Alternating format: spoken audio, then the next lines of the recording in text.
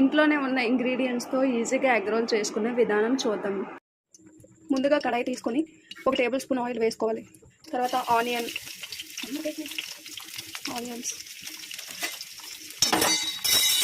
Onions టమాటీస్ వేసుకొని బాగా mix చేసుకోండి. క్యాప్సికమ్ కూడా వేయొచ్చండి, కానీ మా దగ్గర లేదు కాబట్టి వేయలేదు, మీరైతే వేసుకోవచ్చు.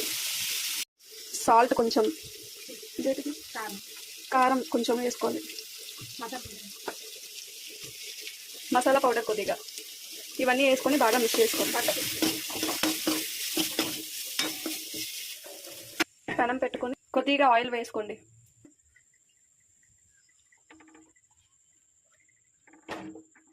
చపాతీని బాగా రోస్ట్ చేసుకోండి.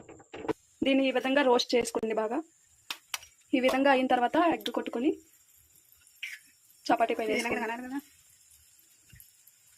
ఎగ్ అనేది చపాతీకి అంటుకున్నట్టు వేసుకోవాలి.